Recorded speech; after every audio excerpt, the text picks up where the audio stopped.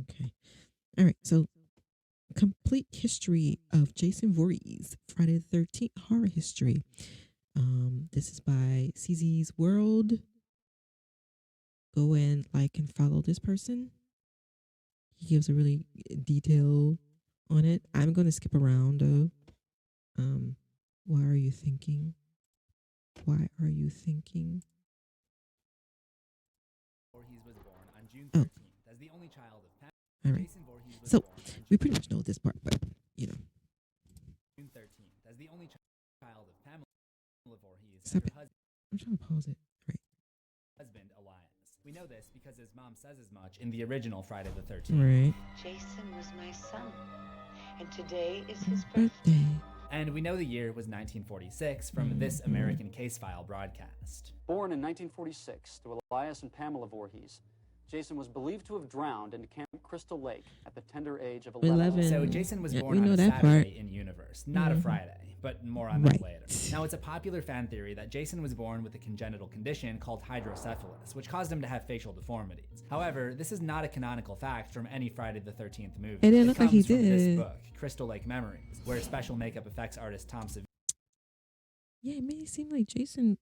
Savini describes his thought process when creating the look for Jason. When I designed the look of Jason, I kept thinking of this guy I saw in my neighborhood when I was a kid. He had one eye and one ear that were lower than the other, like Quasimodo.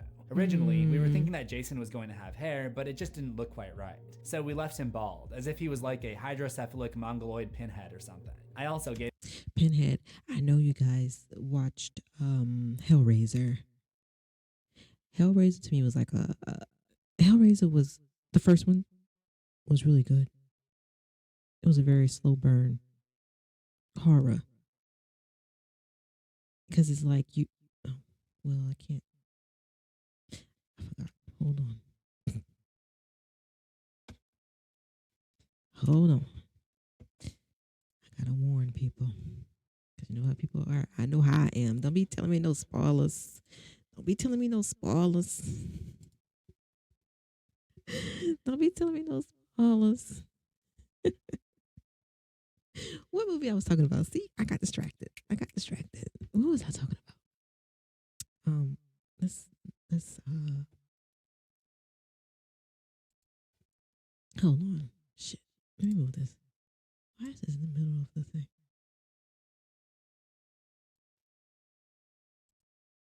All right, maybe that's better. Let's see. Much better? I don't know because I haven't updated yet. Bam Balam. All right. Hellraiser, Pinhead. How the build up was when Homeboy was trying to put himself back together, and then at the end, your boy came back. It was like, nah, bitch, that's not gonna happen, sirs. That's not gonna happen, sir. And just ripped them apart. Just ripped them apart. Sorry, I don't know why I like that part so much. It was just crazy. And Chisel, what's his name? Chisel. Chisel scared me more than Pinhead did. Pinhead looked civil. He looked civilized. He looked like a civilized monster. It's so crazy. But Chisel scared me with the teeth going like this constantly. I hated his teeth. It's crazy. Yeah. Okay. So let's move on. gave him more of a dome head for the I'm just crazy. I'm really crazy. Don't mind me. Sometimes I watch so many movies that I sometimes combine them together and be like, wait, was that movie? Was that the person in that movie? Like, was that real? So if you hear me talking about a movie and I mention somebody, you're like, wait a minute, he wasn't in that movie. But fuck, they got like 4 freaking Hellraisers, right? I think I'm remembering the first one. Yes, I am. Yes, I am. Yes, I am. final makeup. And we just went with that. We didn't do any tests or mock-ups at all. And that's been the look of Jason ever since. Hydrocephalus is a condition where fluid accumulates in the brain while a baby is in utero, leading to increased pressure and potential damage. But since there's no mention of this in the movies, it's up to you if you want to accept this explanation. However, he definitely did have facial deformities. He walked with a limp, and he was bullied as a result. That's Jason crazy. grew up in a large, off-the-beaten path. Boy. Kids can be cruel. Kids can be cruel.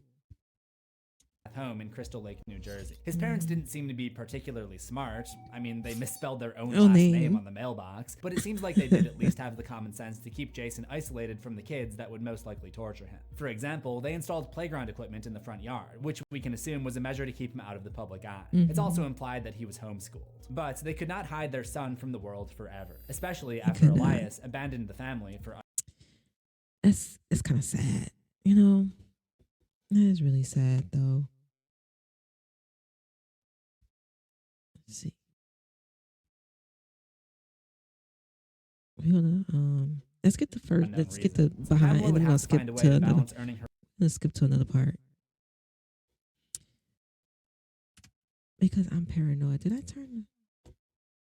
Yes, the music is off. I hate when the music is playing whenever.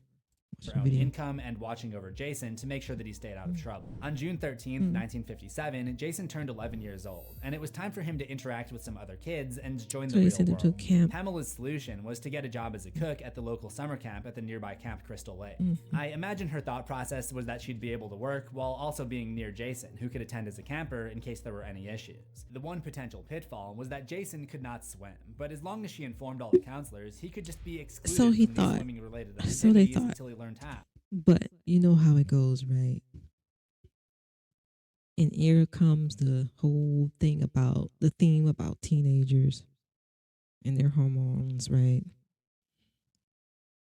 Trying to scare kids and not doing something. Superstition. Like I mentioned before, how superstition is something just to keep you from doing something rude and being mean. Or simply to scare you out of doing something, just like how Jason came back in the movies. You would think.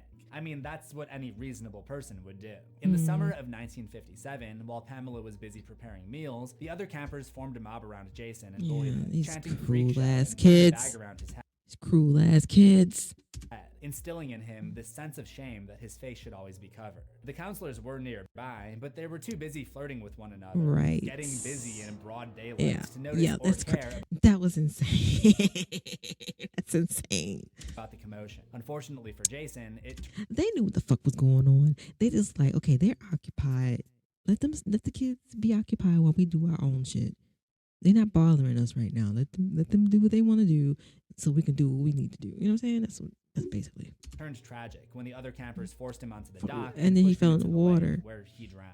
The counselors weren't paying any attention. They were making love while that young boy drowned. His name was Jason. I should note that Friday the 13th Part 8, Jason Takes Manhattan, shows different footage of Jason drowning, where the incident takes place at night. But since this is part of his story being retold because Jason didn't look like that. Told secondhand, we can assume that this scene is just the imagination of the storyteller. Jason's body was never recovered from the lake, leading to rumors about him coming back from the dead and terrorizing the area. Have you listened to the old timers in town? They'll tell you he's still out there. Well, he was a demon. Some sort of demented creature. Surviving in the wilderness. Full grown by now. Stalking. Stealing what he needs. Living off wild animals and vegetation. Jason would indeed come back. And back. And back. Even in space, y'all. Each time more powerful. He even went back to space. He even came back in space. Jason X. I'm sorry. I stopped watching Jason after part 3 or 4. Was it 4? But so I stopped watching it at 4, I think. And then I actually went to the theater and saw Jason X. Please don't tell me why. I just did. Oh my God. I'm embarrassed. I really am embarrassed.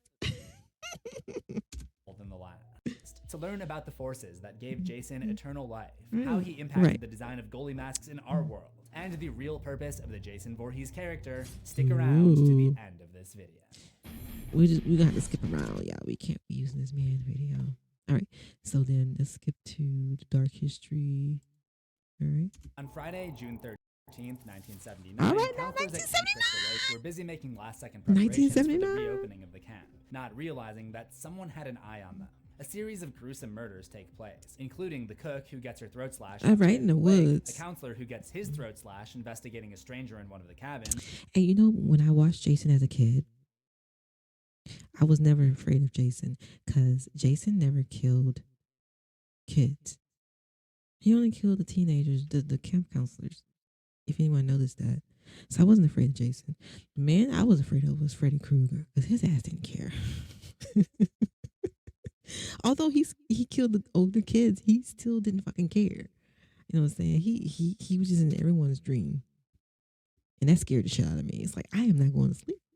Jason, on the other hand, first of all, I'm not going to the freaking camp. I'm not going to camp. And secondly, he doesn't kill kids. So I'm good. I'm safe. So Jason really didn't scare me until I got older. Until I got older and the movie started getting crazy. It's like, what the fuck is this bullshit? A couple who gets impaled with an arrow and chopped with an axe, respectively, that was awesome. after engaging in bedroom activities. Of course, because they wanted to scare teenagers to not do a certain thing. We already know this theory. A girl who becomes a human archery target, the camp owner who gets stabbed in the gut and hung in a tree, and one more counselor who somehow died and was later found pinned to the door of a cabin, which is probably impossible if he weighs like more than 20 pounds, but who knows? Maybe these are really sturdy arrows. However, none of this was the work of Jason, but rather of his mother. First to get revenge on his mother. Mama dearest. the counselors who neglected her boy, then to make sure nobody would suffer the same fate by sabotaging the camp so it could not open, and finally by killing anyone who did successfully try to reopen it, to send a message to future owners. But there's a reason I brought up all of Pamela's actions in an episode about Jason. When the last remaining counselor, Alice Rand, yes, her canonical name is Alice Rand, goes up against Pamela, she almost seems to channel the Must have missed that.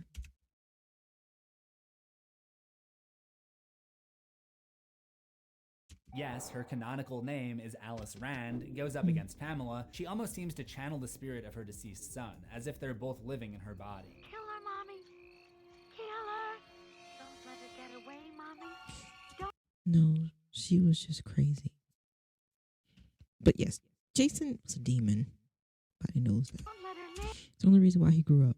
I won't, Jason. I won't. There's no way of definitely knowing if she was really carrying Jason's spirit, or if she had just lost her mind and developed dissociative identity disorder as a means of coping with her son's death. But I believe that she really was channeling Jason's spirit because of this book found in the Voorhees house after her death. This is the Necronomicon, a grimoire or magic spellbook that was often referenced in the stories of horror author H.P. Lovecraft, first appearing in his short story The Hound, and later more notable works such as At the Mountains of Madness and The Call of Cthulhu. The Necronomicon often...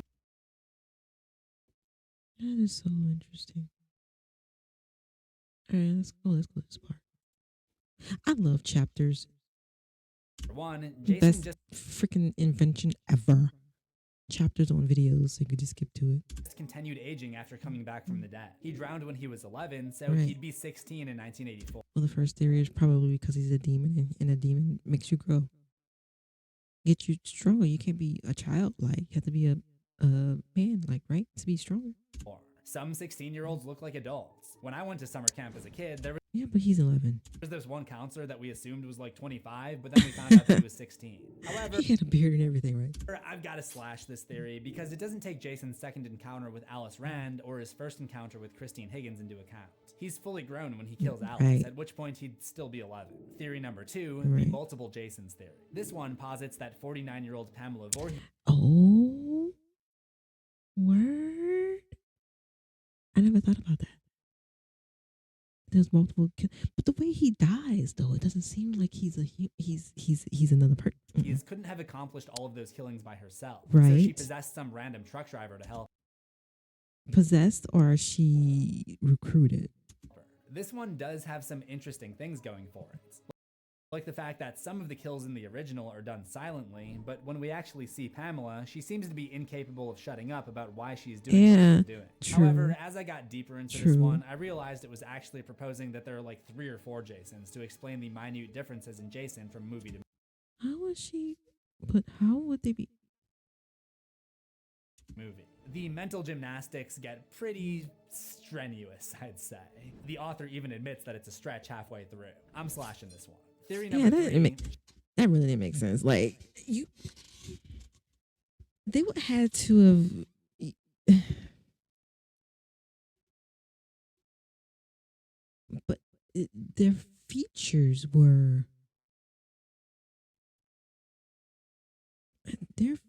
yeah, I can't wrap my head around that one too. Jason never died. This theory is actually presented in universe by Jenny. Okay, so hear me out. I thought the same thing too, because his facial features are the same thing. But the way they killed Jason after every movie, he had to have died at some point. Even if he died as an adult, he could have either gained powers as a demon and in the water in the lake, like the lake may be cursed and cursed Jason when he was drowning, or he really did die and he just became a demon. That's just my theories. That's just my theory. He'd be grown by now, right? Right. He would be We can grown. expand on it knowing what we know now. Maybe Jason was always invincible. After drowning in the lake, he just got up and marched out that night, but nobody knew that he was alive. If that's the case, then Alice Rand's encounter with the child Jason must have just been a dream. Okay. See what I'm saying? He must have seen the whole thing happen. He must have seen his mother get killed. If you're willing to accept that Alice just fell out of her canoe during a dream, this is mostly a clean theory, but it doesn't do much to explain how Jason became She does pick up. So, theory number 4. It's magic. In the interview I mentioned earlier, where You cannot have it is. I'm going to stick with that theory that he's a demon. Adam Marcus explains the inclusion of the Necronomicon, he mentions that it always bothered him that Jason grows up so quickly, and he feels that Pamela's magic deal with the devil is what causes Jason to accelerate from a boy to a man. Right, just like what's his face? Ghost Rider. How he made a deal easily. The mama made a deal. He made Jason to live forever. And in a couple of short months. Theories number 3 and number Because that's a serious plot hole. That is a serious plot hole. Number 4 can both work depending on what you believe. Remember what I said earlier about headcanon? If your personal headcanon is that only the movies with Friday the 13th in the title count, then you'd probably side with theory number 3. But since I'm considering everything in this video, I have to operate with theory number 4 in mind. But whichever you choose, it doesn't really affect anything later on. So the next day is the infamous Friday the 13th. Part of the fear around the date has to do with the superstition that Friday the 13th is bad luck. But where does that mentality actually come from? I don't know, so I decided to look it up. It's hard to know. Friday the 13th, Friday the 13th, what I read, they said like it's when the Knights Templar were all massacred on the 13th of Friday the 13th was one.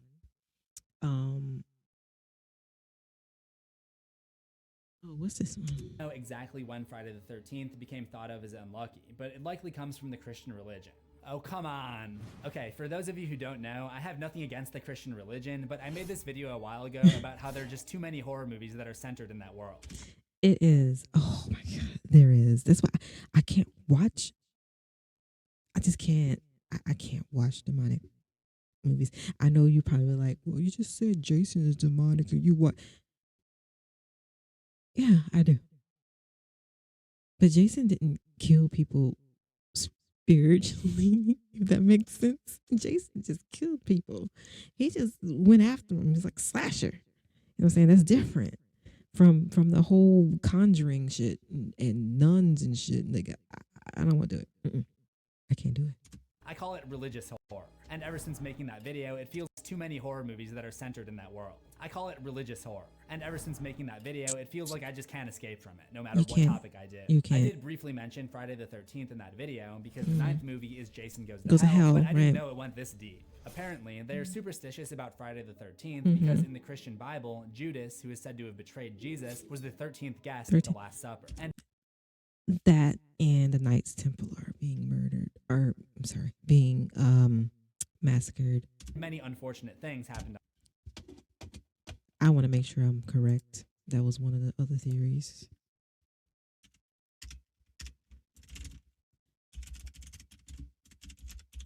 Or they were portrayed or something like that.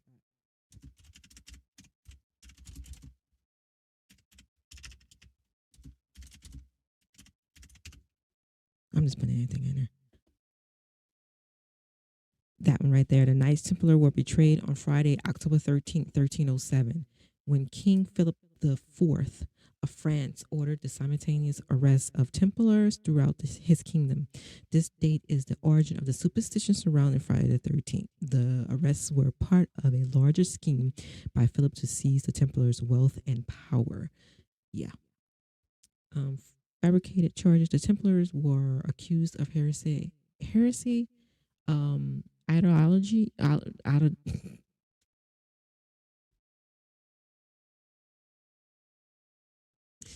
told y'all.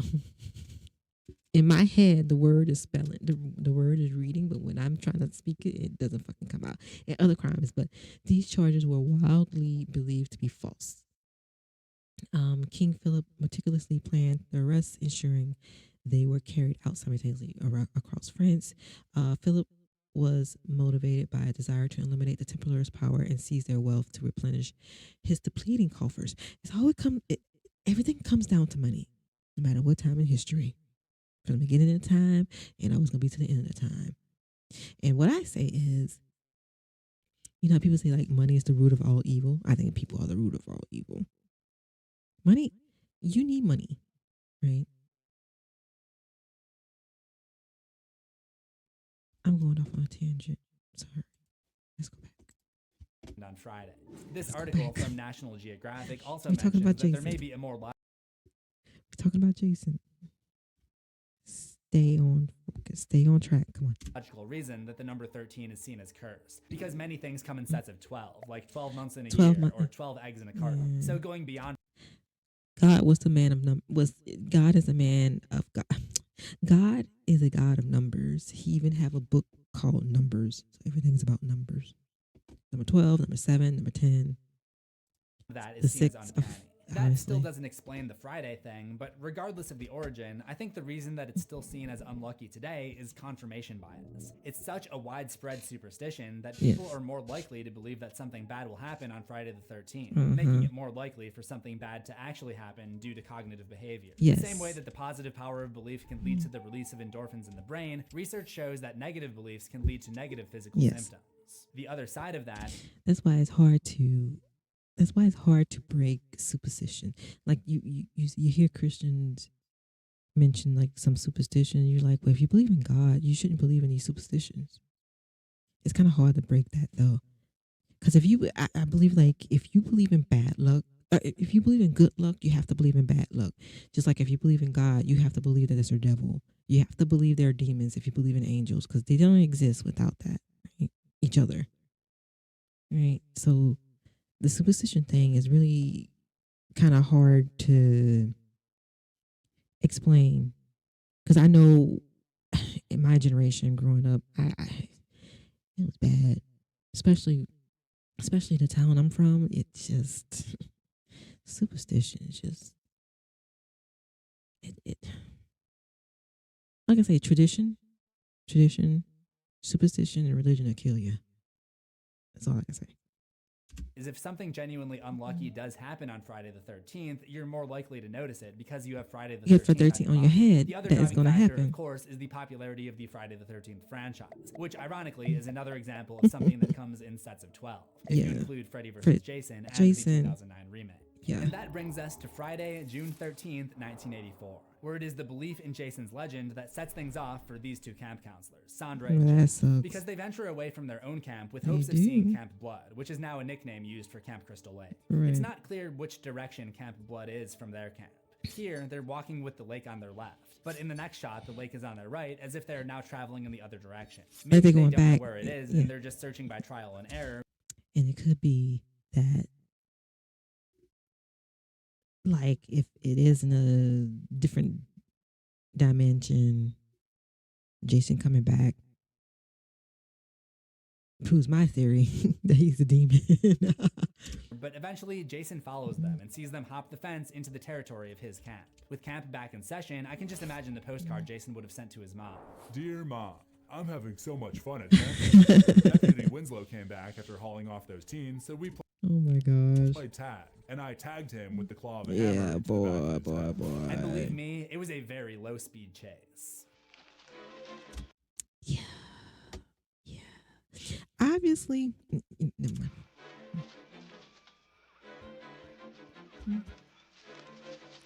That's that Jason If this music. camper had a favorite camp activity, it was definitely hunting, as the rest of the counselors would soon find out. He had. This is all interesting. Let's skip ahead of.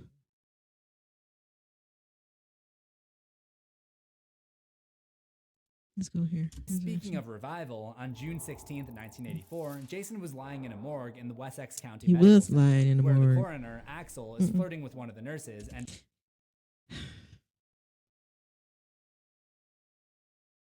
immediately after doing this, Jason begins to stir. It's almost as if even the suggestion of premarital activities Yes, that part. Like, oh my God. If you couldn't find anything else to scare teens or anybody, is the premarital thing. This is all religious mumbo jumbo. Anyway, is enough to bring Jason back to put a stop to it. Axel moves the body to cold storage, but Jason gets out and serrates the medical examiner's neck with a bone cutter. Soon after, he catches up with the nurse and runs a scalpel through her Like, torso. After they escaping, had- Jason they had absolutely nothing to do with Jason's death, or did they? They had absolutely nothing to do with Jason's death, but they were involved in extracurricular activities. ends up heading back towards Crystal Lake, arriving in the area during the day on June 18th. I'm assuming that it was the 18th because Jason's body went missing from the morgue on the 16th, and it looks to be late at night. That just grosses me out. You eating on? Oh, jeez. Seeing as how Axel and Nurse Morgan The body has to be smelling, and this dude eating the sandwich and put the sandwich on top of the body. You could tell it's a movie. appear to be the last ones there. So they would be discovered by the morning shift on the 17th and included in the next day's newspaper on the 18th. He takes out at least one person on the Oh, the hitchhiker. Bro, that banana.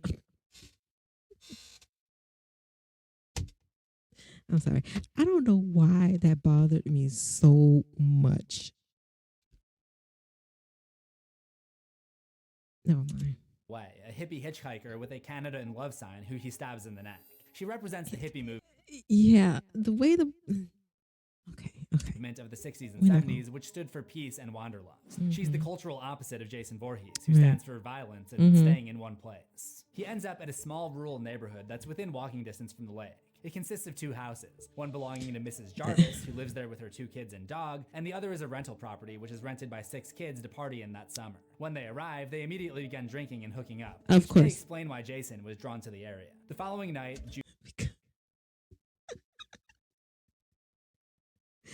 Jason's a pervert. Because he sit there and watch them. He sit there and watches them. And then he does what? Then he murders. Then he unalives them. It's crazy. June 19th, he encounters one of them by the lake. If Jason were to list his accomplishments in a postcard to his mom, it would look something like this. Oh my I God. got the girl in the dinghy with my knife, The dingy. the boy who came looking for her with Shelley's spear gun. Uh-huh. I just missed the one camping in the woods, but I wrecked all his stuff. One twin sister got caught with me in the rain. Yeesh. One boy needed help finding the corkscrew. Yeesh. hell's a corkscrew? He found it. Oh, I didn't mean to do that. They won't stop it on there. The other twin sister got too close to a window. Yeah. Ay. And you know how I hate windows. And a boy named Teddy spent a little too much time watching something he shouldn't have in front of the TV. No, seriously, Teddy finds this old stag film reel and he Yeah. finds it absolutely Hilarious. One of the prime examples of fictional characters being entertained by something that isn't remotely Are entertaining. you not Because 10 minutes entertained? Are you not entertained? Jason's next rampage wouldn't happen for another 6 years during a high school graduation celebration. This request has gone all the way out to Here we Crystal go. Lake in the senior Here class. we go. They'll be graduating Well, all right. 13 tomorrow. In the US, graduation ceremonies typically take place in June. Yeah. So in the real world, that's a Friday, June 15th we're looking for. However, Typically, the only set date during the 90s is in 1990. In the 90s. I graduated in the 90s. But mine was in May. before the events of New Blood. We know this is after New Blood because we see Jason crushed under the dock just like after his battle with Tina. So maybe Lakeview High graduated in May instead of June. In fact, when I was in high school, our graduation was in May because the seniors got to get out earlier than the rest of the school. Yes. If it's in We got May, out a then week there are two early. possible days, May 1992 and May 1998. Yes. 92 would be during New Blood. So Yeah. because of this line from one of the Lakeview High teachers, Jason Voorhees has been dead for years. I graduated it before must be 98 May though. of 1998. Don't be fooled into listening to this character, Jim Miller, who tells of Jason's drowning about 30 years ago. He must be misinformed. 30 years after the drowning would be 1987, and we're way past that at this point. Note how the visuals when he tells this story show Jason drowning at night, and he says that's when the murder started to happen, which is incorrect. So Jim Miller is just an unreliable He just- storyteller. yeah, He he's- also claims that these are just stories, which is categorically untrue. Yeah. Something he'd know if he paid any attention to the news. Which he did. He would find out the truth the hard way when his boat's anchor cuts into a power cable under the lake, which Yeah. somehow results in Jason getting pumped with electricity. Like which, as we Frankenstein. know, is an effective way Monster. To revive him. Like And, Frankenstein's as luck monster. would have it, Jim happened to have a replica Jason mask that he used to scare his girlfriend, Susie Donaldson. Yeah, you didn't This want to do also that. kind of shows that Jason's notoriety has grown in universe to the point that costume products are being made in his image. I suppose this could just be another hockey mask, but seeing as how this is nearly a decade after the last use of the old mask style in the NHL in 1990 by journeyman Sam St. Laurent, it seems more likely that Jason merch has made its way into costume shops. As is often the case, Jim and Susie made the mistake of rocking the boat. So Jason arms himself with a harpoon gun for a pair of nautical clothes. At this point, Okay. Jason takes control of their boat, and surprisingly, he voluntarily leaves Crystal Lake for the first time, driving the vessel out.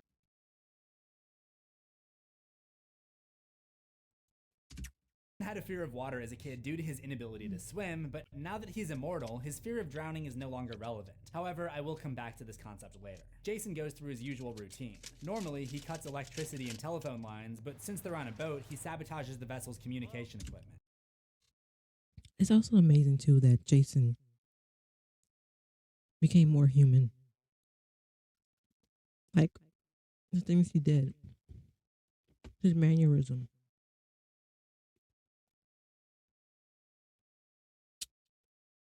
He had no fear, I guess. Oh God. Is all about kids who have expectations set by parents and guardians that they're trying to break out of. Rennie wants to overcome her fears instead of living in the shadow of fear under her uncle. Sean wants to carve his own path instead of becoming a sea captain like his father. The Statue of Liberty in New York represents a new destiny for many immigrants, and Sean gifts Rennie a Lady Liberty necklace, representing a new start Ashley for them Judd. without being controlled by past authority figures. The overall theme of this entry can also kind of be applied to Jason. He too is finally changing his destiny. His whole existence up to this point has been about staying Crystal back Lake. at Crystal Lake and avenging his mother, listening to her every command if he has to. But now he's leaving Crystal Lake for the first time and doing his own thing in New York, Right. ending the lives of whoever he Doing wants, his own whenever trip. Mom, I've graduated. he wants along the way. Maybe he'll just send a postcard. Oh my But this God. time, he's got his sights set on the survivors. He allowed the school's star boxer to throw 57 punches at him uncontested, but demonstrated his superiority by knocking his opponent's head off with one huge haymaker. However, crazy. that's nothing compared to the squad car that Rennie rams him with. But even that only keeps Jason down for a few seconds. And Rennie's uncle, Mr. McCullough, pays the price with the honorary defenestration of the summer. Yeah.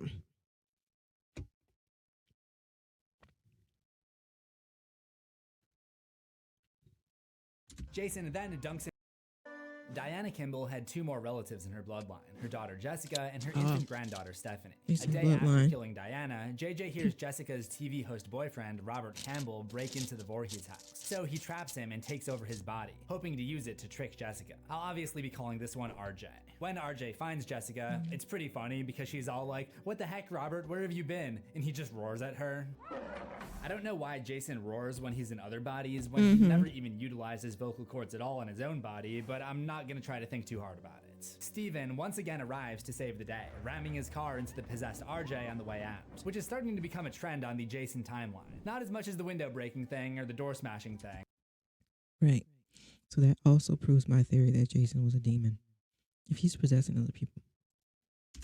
Arrives at 1428 Elm Street, the current home of high school senior Lori Campbell. He sneaks Freddy into the back versus door and Jason. finds a pair of teens, Gib and Trey, using the upstairs bedroom. And when Gib hops in the shower, Jason shows Trey his own version Pamela Voorhees, and instructs him to wake up and go to Elm Street to strike fear into the kids now living there. This gets Jason's heart beating once more. He climbs out from the spot he was dragged under and begins his journey to Elm Street.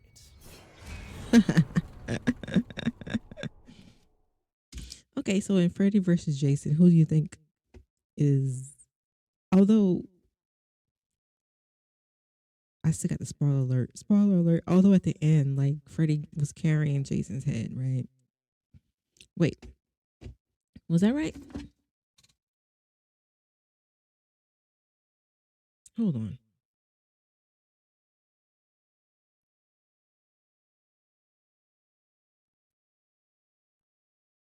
It was I'm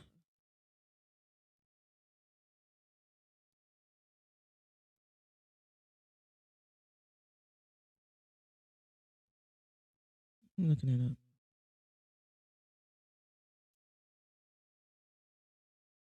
Because I think it was,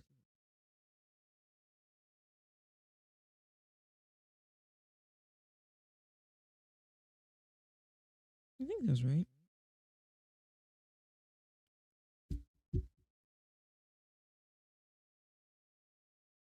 That's right. Okay.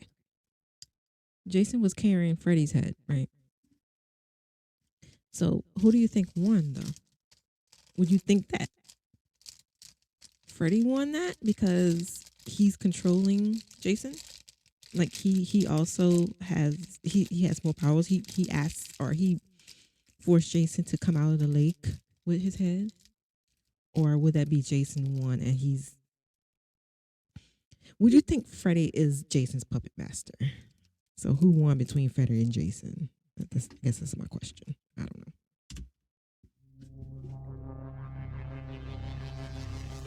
Jason arrives at 1428 Elm Street, the current home of high school senior Laurie Campbell. He sneaks into the back door and finds a pair of teens, Gib and Trey, using the upstairs bedroom. Yep. And when Gib hops in the shower, Jason shows Trey his own version of the downward thrust, with his machete, that is. Jason doesn't realize it, but the older generation thinks that Freddy Krueger has returned.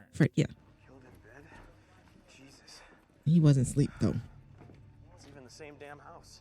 1428 Elm Street. Thinking he's regained enough of his power, Freddy makes an attempt to kill Trey's best friend, Blake. But he hasn't yet regained enough strength, so he continues to let Jason do his thing. So he does, decapitating Blake's dad and slicing through Blake himself. Right. Next night, the teens of Springwood hold an Ohio Skibbity Riz So cornfield dance party. from all this, Freddy versus Jason, Freddy would have been Jason's puppet master, because Freddy, like, he didn't, like they said, he didn't have powers to off the people he wanted to, but he let Jason's run amok and do the thing that he needed him to do.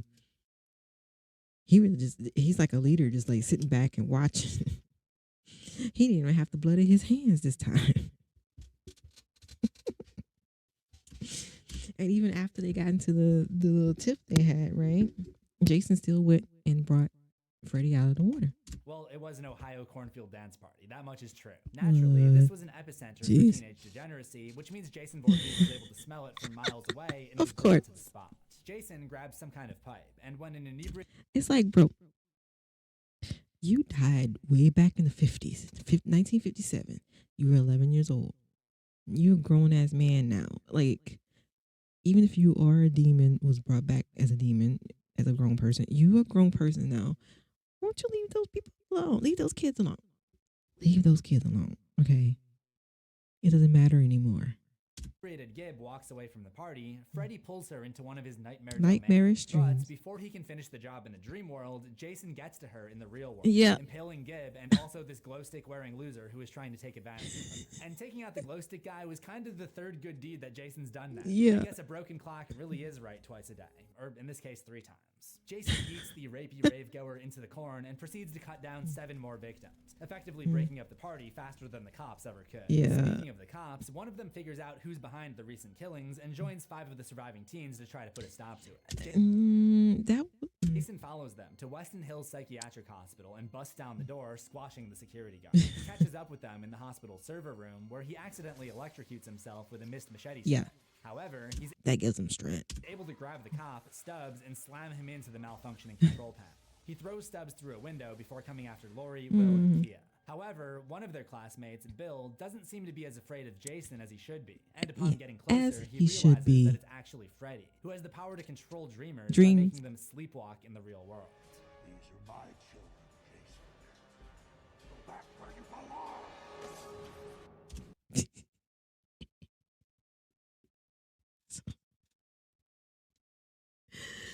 So again, Freddy versus Jason. Who do you think won this fight?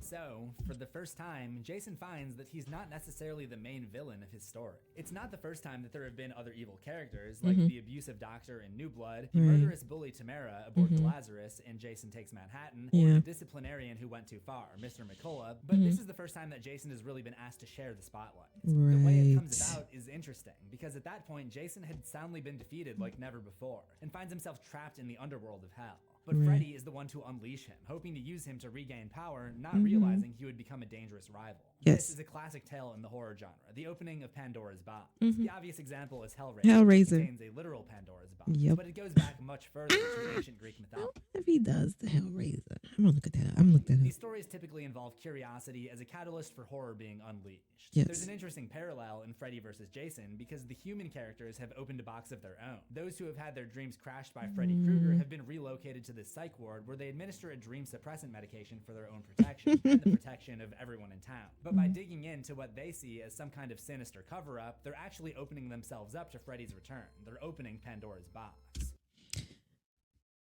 See, my thing is, Freddy was after a certain family. You know what I'm saying? Just like Jason wasn't after a certain family bloodline, was he? I mean, I know they had like Friday the 13th bloodline, but he wasn't really after a bloodline.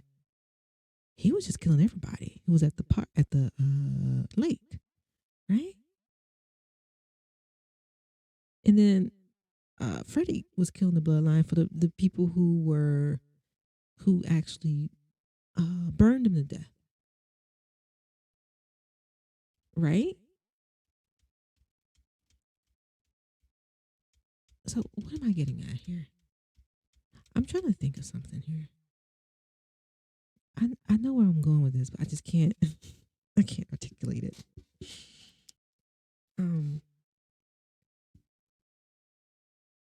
I guess that kind of baffled me. In the original Greek mythos, the box is said to contain all of the evils and misfortunes of the world, which would escape when opened. That's what I was trying to say. So if Freddy was after a certain bloodline, just sacrifice the family that he was after, right? Go after the people who the whole town would have been saved, and all the people would have died when he went after them in their sleep. I don't know. Leaving only.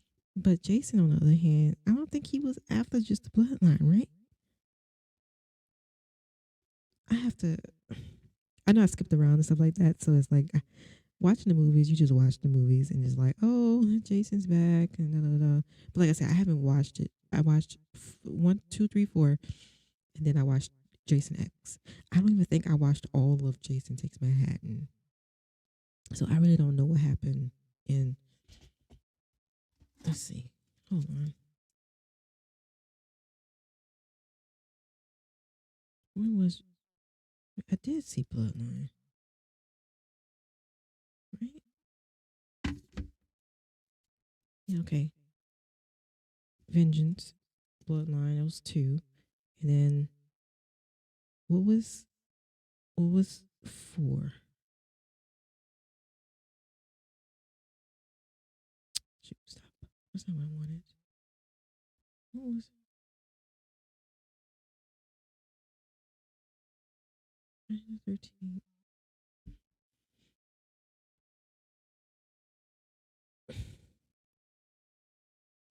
The final chapter. That's what it was. The final chapter. It was the final chapter. Corey found. Oh yeah, Corey Feldman was in this. Friday the 13th. Oh, did you guys know there was a Friday the 13th TV series? It was mostly it was like Friday the 13th TV series wasn't like Jason. Friday the 13th TV series was like some were they like paranormal investigators? Hold on. Like paranormal investigators or something.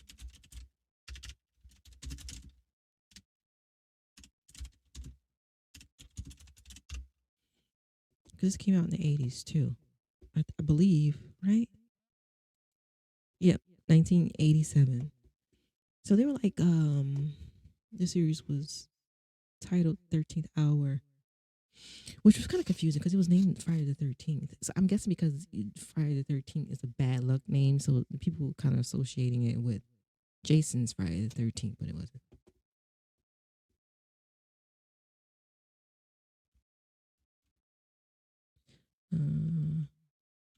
Originally, the series was titled 13th. Friday the 13th to deliberately draw an audience. Thought this would turn away viewers and instead took the name Friday the 13th to deliberately draw in audiences.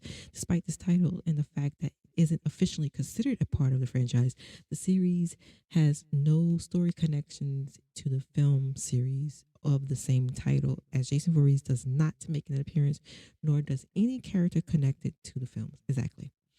So it was kind of like crazy. I think they were like paranormal investigators, something like that. They were investigating cursed items. Like it was just like that. So it's like, let's see, cousins who inherit an antique store. Yeah. After selling all the antiques, they learn from Jack that the items are cursed. The trio then work together to recover the objects and return them to the safety of the shops. So, yep. That was like it's almost like a Warehouse 13. When they was searching for the artifacts, Warehouse 13. I think it was like a USA show. That was like in the early 2000s. Yep, 2009 to 2014, Warehouse 13. Yep. And was it USA? That was, yeah, it was technically USA, but sci-fi. But it was on the USA Network. Yeah, that show. Oh, and they had a Poltergeist show too. Poltergeist, and I used to watch all that crap. I used to watch all that. It's so silly.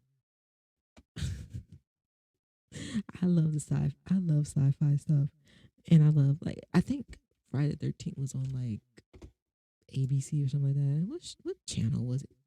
Friday the 13th.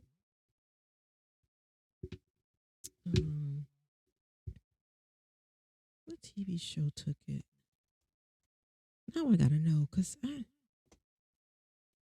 26. 2 seasons had 26 episodes on podcast to decline as this first season continued. Johnny Venture wasn't all that popular either.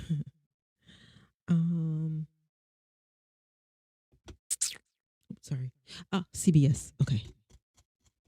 But anyway, let's go back here. I was distracted again. Only hope inside. The trope has evolved over the years, often conflating the evils in the box with demons and hell, making Jason's escape from hell to attack the one who set him free a literal interpretation of a classic story. Jason is injected with 2 syringes full of immobatine, which is exactly what it sounds like. It's a tranquilizer that immobilizes using you. The last of his time to cut Bill in half before passing out. But this doesn't matter much to Freddy, who can freely move from dream to dream. His next destination would be Jason himself. In Jason's dream, his mother scolds him for disobeying her, saying he was supposed to return home after killing a few teens. Eventually, he realizes that it's Freddy Krueger, using the form of his mother in the dreamscape. Jason cuts off both of Freddy's arms, but they grow back. The two do battle, with Freddy taking advantage of his manipulation of dream physics to send Jason flying in a way that no one Jason's fears. So he digs into Jason's subconscious to get inside of another dream. This one involves Jason at a foggy lake, dragging victims to a cabin, kind of like the one where he made a shrine in 1984, but not quite the same. The year was 2455 when Professor Lowe and his students came across 2 perfectly preserved human life forms on a field trip exploring the old Earth. When the cryo unit ruptured, you didn't escape it. It put you into stasis. For how long? The year is 2455. For a very long time, I know what woman. you may be thinking. Yeah. If Jason was frozen in 2010, the earliest date that he could have been frozen, and he was down there for 4.5 centuries. Any idea how long she's been down? 4.55 centuries. I know. I I don't know what to say for myself. I just wanted to see it, I guess. But oh my god, it was so um, it didn't leave a very good impression on me. So I really don't like remember everything that happened in the movie. Then 2010 plus 455 years elapsed would be 2465, not 2455. They was off by However, 10 it's never years. stated that Earth 2 has the same solar cycle as Earth Prime. In other words, if a year on Earth 2 lasts 372 days compared to the 365-day calendar on Earth 1, then this discrepancy actually makes sense. As This is a pothole. People just didn't think about it. Forward and his blade chops off a student's arm. Even when he's in stasis, Jason is still chopping up teams. However, an android assisting the researchers, Knowledge Matrix 14, also known as KM14, is able to use modern tech to save him and even save his arm. Sorry. Both Jason and Rowan are recovered and moved to their ship, the Grendel. Specimen 4420 found in sector 3930L. It's homegirl. Maybe with everyone that was ever alive during his initial rampages. A lot of actors, like a lot of famous actors you see were in these horror movies. Like if you ever watch a horror movie, you're like, oh my god, I know who that is. Like I've seen that person before. They're in a horror movie. They were like horror movies as kids. Uber Jason. What is this? As the unfrozen Rowan Yeah. was cornered along with two students, Janessa and Waylander, it seemed there was no hope for them until the roboticist Sunaran and his android creation, KM14, stepped through the pod bay door. Unfazed, Jason throws his machete at the fembot, burying it into her torso. However, when he goes to retrieve it, he's in for a surprise. He's in for a surprise. For the first time, Jason finds himself truly outmatched by her computer-level accuracy, lightning-quick movements, and machine-powered strength. Yeah, but Jason's a demon. Okay. Everyone always praises Interstellar for its accuracy to real-life robotics by cartwheeling for maximum speed, but let's not forget that Jason X did it first.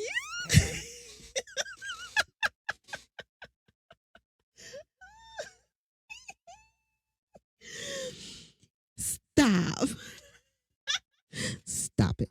Even giving Right Jason now. a big taste of his own medicine by firing a series of shots into It's not like he's being sarcastic right now because this movie was so stupid. the panel behind him so she can This is like somebody like, okay, I'll be in this movie because if you pay me, you got to pay me. Okay, I need the money to pay rent right now, so I'll be in this movie. This was what it looked like. If you ever watched Leprechaun, oh my God. Watch Leprechaun. Being in this movie is just paying bills. It's just paying the bills. send him through the wall with a high kick. KM's thorough beatdown appears to put any chances of Jason simply reviving himself again out of reach by blowing off his arm, his leg, and finally his head. But by some act of horrible luck, or maybe something more, Jason's body is left lying in the medical rejuvenation. Why? And seemingly Why?